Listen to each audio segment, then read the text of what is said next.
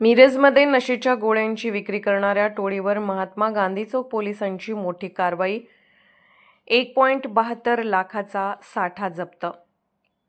सांगलीचे पोलीस अधीक्षक Shri Sandeep Ghuge, upper police अधीक्षक श्रीमती कल्पना बारवकर व उपविभागीय अधिकारी श्री प्रणिल गिल्टा यांनी अंमली पदार्थ आणि गुटख्याच्या विक्रीवर अंकुश ठेवण्यासाठी विशेष सूचना दिल्यानंतर महात्मा गांधी चौक पोलीस ठाण्याने मोठी कारवाई केली आहे। दिनांक 8 जुलै 2025 रोजी सहाय्यक पोलीस निरीक्षक श्री संदीप शिंदे यांना गोपनीय माहिती मिळाली की अरबाज रेटरेकर नावाचा इसम व त्याचे साथीदार गांधी चौक ते MIDC कुपवाड रोडवरील हॉटेल सन्मान जवळ नशेच्या गोळ्यांची विक्रीसाठी येणार आहेत।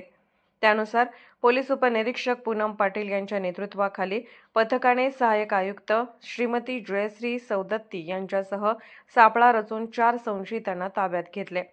तपासादरम्यान त्यांच्याकडून न्यूट्रोसन 10 नावाच्या 1928 नशेच्या गोळ्या, गांजाने भरलेले 3 चिलीम आणि गुन्ह्यात वापरलेली मोपेड मोटरसायकल असा एकूण 1,72,800 रुपये किमतीचा साठा जप्त करण्यात आला।